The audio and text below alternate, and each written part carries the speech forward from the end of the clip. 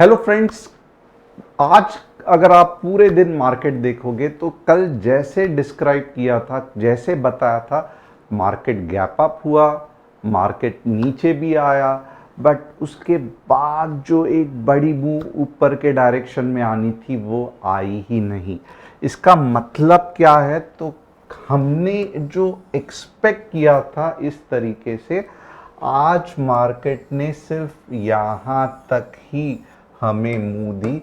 Gap up सही हो गया, उसके बाद में नीचे भी आया, बट आज अगर आप देखोगे तो बहुत सारे लोगों को अच्छा खासा लॉस हुआ रहेगा अगर आपने कुछ हैवी क्वांटिटी के साथ ट्रेड किया रहेगा। रीज़न बहुत सिंपल है, ये साइडवेज बहुत बुरी चीज़ है जहां पे अच्छे खासे स्टॉप लॉस हिट होते हैं। अब कल इससे भी इंटरेस्टिंग है क्योंकि आप सभी लोगों को लगता रहेगा कि कल मार्केट ऊपर जाने वाला है, बट ये इतना आसान नहीं है। कुछ चीज़ मार्केट चिल्ला चिल्ला के बता रहा है जो मुझे आपको बाद में बताना है। तो मैं यही कहूँगा कि एंड तक बने रहना, चैनल को सब्सक्राइब करना, बेल बटन को हिट करना, क्योंकि कल का जो एनालिसिस था आप देखोगे वो 50% राइट हुआ और 50% रॉन्ग नहीं कहूँगा, क्वेश्चन मार्क दिया है मार्केट ने। अब बहुत इंपॉर्टेंट है कि आप लोगों ने सब्सक्राइब किया, बेल बटन को हिट किया, बट आपको ये भी जानना है कि हमारे कौन से साइट्स हैं। तो ये दो साइट्स हैं हमारे, टीजी लेवल्स और मेंटोर चैम्प। मेंटोर चैम्प नहीं है, मेंटोर चा है। अब ये जो है ये कोर्सेज के लिए, ये जो है अगर आपको लेवल्स चाहिए तो आपको ये कैसे मिलेंगे? तो डिस्क्रिप्शन में जो व्हाट्सएप कम्युनिटी की लिंक है, I am interested in learning या I am interested in level, ये क्लिक करके आप हमारे फैमिली के साथ जुड़ सकते हो। एट द सेम टाइम हमारा एक ही नंबर है, आप व्हाट्सएप नंबर चेक कर सकते हो 9152615121। ये छोड़ के कोई भी दूसरा टेलीग्राम चैनल कुछ भी नहीं है। तो प्लीज़ टेलीग्राम चैनल पे पोर्टफोलियो डबल कर देंगे, ये सब कुछ नहीं करते हम, तो फ्रॉड से बचिए। अब एक इम्पॉर्टेंट चीज़ अगर आप देखोगे, मैंने पिछले कुछ दिनों में वोडाफोन के एफपीओ के बारे में कहा था और आपको याद रहेगा मैंने ये भी कहा था कि अगर ये एफपीओ अच्छे तरीके से सब्सक्राइब हुआ तो वोडाफोन शेयर पे ध्यान रखना, अच्छा खासा भागेगा।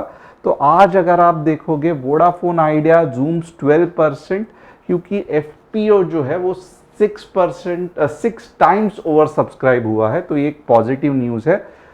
RIL becomes first Indian company to cross ₹1 lakh crore in pre profit tax, यानी कि पहली ऐसी इंडियन कंपनी है जो अच्छा खासा प्रॉफिट कमा रही है, भले प्री टैक्स क्यों ना हो, और ये लगभग 12 बिलियन के आसपास होता है। तो this is really excellent.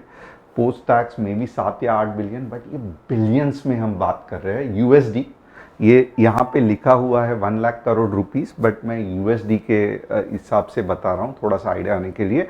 Razor पे announces UPI switch in partnership with Airtel payment banks. तो यस, रेजर पे एक अच्छी ग्रोथ देने वाली कंपनी है, तो एयरटेल को इसका फ़ायदा हो सकता है।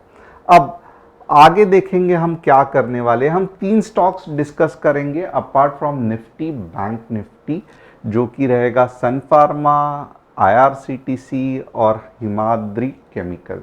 अब एक चीज़ है कि कल अगर आप देखोगे तो एक्सपायरी है, तो यस हम देखेंगे कि मार्केट किस तरीके से जा सकता है। सबसे पहले इम्पॉर्टेंट चीज़ क्या है, तो हम निफ्टी का एनालिसिस करेंगे, और जो मैंने जैसे कहा था कि निफ्टी इस बार थोड़ी सी अलग बिहेव करने वाली है। क्या करने वाली है? तो कल बहुत कम चांसेस है, मैं कहूँगा 60% चांसेस है कि निफ्टी 22,450 के ऊपर अगर नहीं ओपन होती है, 22,450 के नीचे अगर गैप अप भी होती है ना, कौन से लेवल पे, तो समझो 22,400, 22,380, ये कोई भी पॉइंट पे अगर गैप अप होती है तो आपको कॉल नहीं लेना है, क्योंकि निफ्टी जा सकती है कहाँ तक, 22,250 तक। और यहाँ से जो ऊपर जाएगी ना, ये अच्छा खासा आपको एक अच्छा मोमेंटम देके स्ट्रेट अवे 22,600 तक जाएगी। तो कल के लिए हमें निफ्टी में क्या करना है, 22,450 के ऊपर अगर 15 मिनट्स की भी क्लोजिंग हुई तो मैं कहूंगा मार्केट का व्यू मॉर्निंग में बुलिश है। बट 22,450 के नीचे ओपनिंग हुई, रेड कैंडल में 15 मिनट्स की क्लोजिंग हुई, तो मैं कहूंगा निफ्टी अच्छा खासा नीचे आ सकती है। कहां तक नीचे आ सकती है, 22,250 तक। और फिर यहां से रिवर्स होके सभी ऊपर के टारगेट्स मीट करेगी। अब थोड़ा सा केसेस देखते हैं जहां पे अगर गड़बड़ हो जाए। मैंने आपको गैप अप हुआ तो क्या होगा बताया था, but at the same time अगर गैप डाउन हुआ तो प्लीज प्लीज 22,250 या 22,280 के आसपास पुट मत खरीदना, क्योंकि ये जो है वो रिवर्सल के पॉइंट्स है, राइट।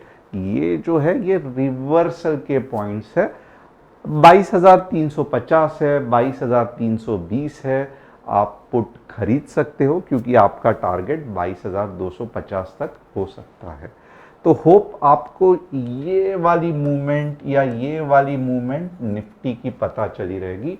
थोड़ा सा निफ्टी भले देखो पोर्टफोलियो अच्छा खासा बढ़ रहा है, आप देखोगे सभी स्टॉक्स बढ़ रहे हैं, बट इंट्राडे इतना आसान नहीं बन रहा है। Reason is very simple, gap up होता है, बाद में पूरे दिन कंसोलिडेट होता है, मार्केट गिरने का नाम ही नहीं लेता है, आपके स्टॉप लॉस बार बार हिट होते हैं, डायरेक्शन पता ही नहीं चलता है, ऊपर जाने वाला है नीचे जाने वाला है।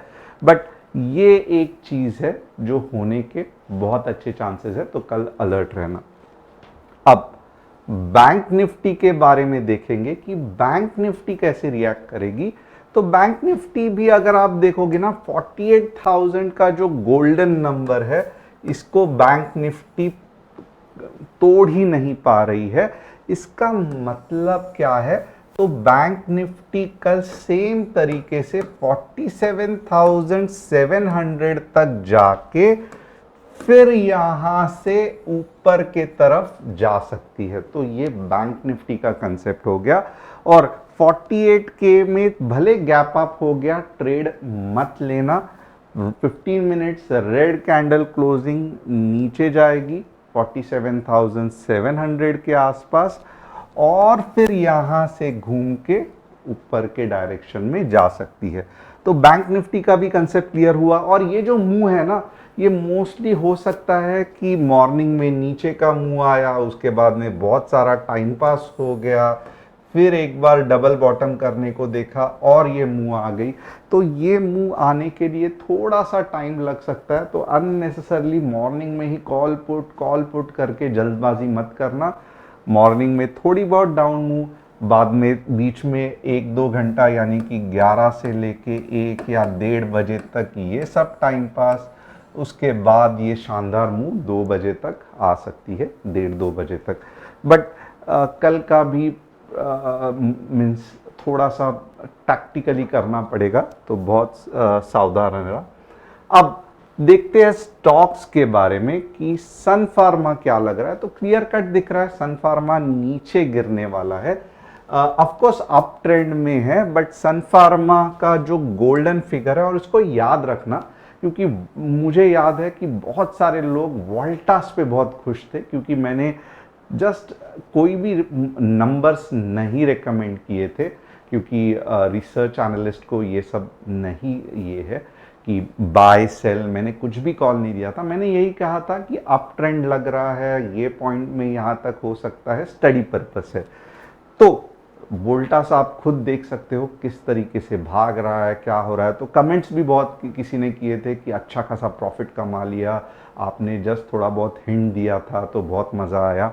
वैसे ही अगर सन फार्मा देखोगे ना, भले अप ट्रेंड में है, बट ये आइदर देखो सन फार्मा को अल्टीमेटली घूम के ऊपर ही जाना है, बट ये जो घूमने के लेवल्स है ना, आइदर यहां से हो सकते हैं या वर्स्ट कम वर्स्ट 1300 के आसपास सन फार्मा को घूमना है, यानी कि रिवर्स होना है, मतलब होना है आसपास। ओके, कोई भी बाइंग या सेलिंग का रिकमेंडेशन नहीं दे रहा हूं, जस्ट एनालिसिस सिखा रहा हूं।